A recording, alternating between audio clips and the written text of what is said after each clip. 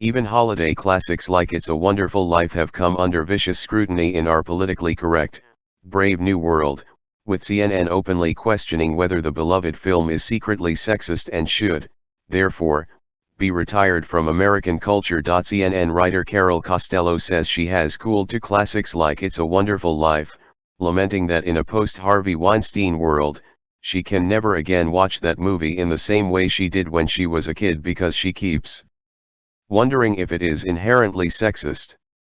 And that's a good thing, she adds. Seen through the revisionist prism of radical feminism, the classic Frank Capra film starring James Stewart and Donna Reed becomes part of a patriarchal plot to keep women subjected to men.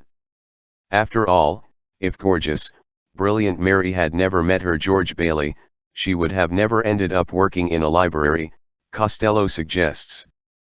Poor Mary threw away a stellar career for the mere love of a man.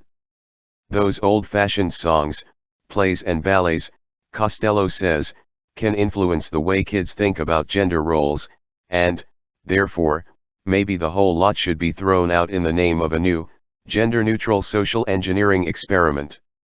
Perhaps it is time we retire these dinosaurs and bask in a brighter, more equitable future, Costello writes. It's a Wonderful Life is not alone on Costello's cinematic chopping block. She would also like to eliminate the Broadway hit The Producers along with the Nutcracker Suite Ballet, while other feminists have called for censoring Gone with the Wind for its supposed depiction of marital rape. What does Ms. Costello propose instead of classic cinema's odious depictions of gender stereotypes?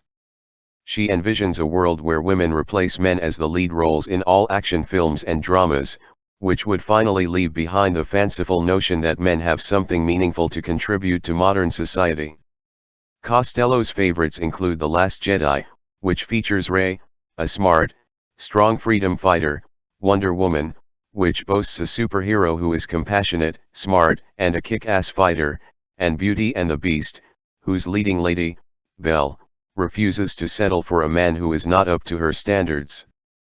She also applauds modern remakes like Ocean's 8 and Ghostbusters, which have traded in their male leads for tough female characters. While moviegoers seem to enjoy films with strong female characters, they may resist the notion that most of the films of Hollywood's golden age were somehow secretly sexist. One recent re-evaluation of It's a Wonderful Life actually comes to the contrary conclusion. Despite appearances, the real hero of the story is neither George nor Clarence. The biggest hero is actually a heroine, Mary Hatch Bailey, played by Donna Reed, writes Paul J. Bachelor at Fox. She's George's poised and unflappable wife and the mother of their 4 children, Janie, Pete, Tommy, and Zuzu. Mary, Bachelor writes, has many of the qualities that her husband lacks and keeps him and the family on track against all odds. Heroism manifests itself in many forms in the overlooked or understated people of this world, most especially spouses who sit outside the spotlight and mothers who sacrifice on a daily basis for their children, Bachelor adds.